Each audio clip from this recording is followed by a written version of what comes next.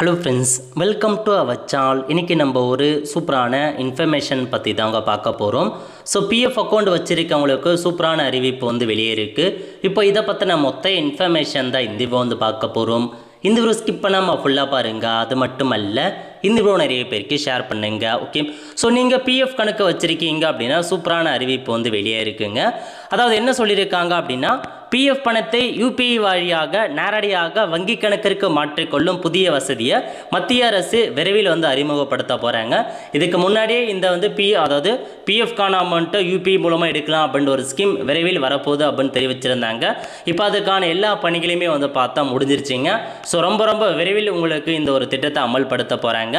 So தற்போது நீங்கள் PF advance எடுக்கிறீங்க அப்படின்னா ஆன்லைன் மூலமாக அப்ளை பண்ணணும். அதுக்கு நிறையா ரெகுலேஷன்ஸ்லாம் இருக்குது. நீங்கள் ஆன்லைனில் அப்ளை பண்ணி ஒரு 7 to 10 days வரைக்கும் உங்கள் வங்கி கணக்கு வருவதற்கு டைம் ஆகுங்க. ஸோ இப்போ அது எல்லாமே அந்த டைம்லாம் எடுக்கக்கூடாது அப்படின்ற காரணத்துக்காக உங்களுடைய யூபிஐ மூலமாக உடனடியாக ஒரே நாளில் ஒரே மணி நேரத்தில் உங்களுக்கான பணத்தை எடுக்க முடியும் அப்படின்ற மாதிரி ஒரு ஸ்கீமை கொண்டு வராங்க. அதே போலவே ஓய்வூதிய கால சேமிப்பை பாதுகாப்பு நோக்கில் மொத்த தொகையில் 25% வரை உங்களுக்கான பணத்தை எடுக்கும்படி லாக் செய்யப்பட்டிருக்கு அப்படின்ற மாதிரி சொல்லியிருக்காங்க.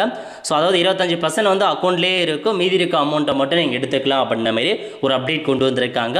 ஸோ அதனால் பிஎஃப் கணக்கு வச்சுருக்கீங்க அப்படின்னா இனி பிஎஃப் அட்வான்ஸ் பண்ணலாம், ரொம்ப சுலபமாக எடுத்துக்கலாம். வித்தின் ஒரு 1 hourல உங்களுடைய யூபிஐக்கு பணத்தை மாறிடும். நீங்கள் அதுக்கப்புறம் எப்படி வேணாலும் அதை யூஸ் பண்ணிக்கலாங்க. இந்த திட்டம் ரொம்ப விரைவில் வரப்போகுது.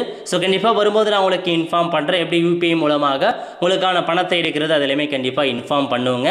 இப்போதைக்கு இதுதான் உங்களுக்கான இன்ஃபர்மேஷன். ஸோ பிஎஃப் கணக்கு வச்சுருக்கவங்களுடைய கருத்துக்களை மறக்காமல் கமெண்ட் பாக்ஸில் தெரிவிங்க. அடுத்த ஒரு நல்ல சந்திப்போம். நன்றி, வணக்கம்.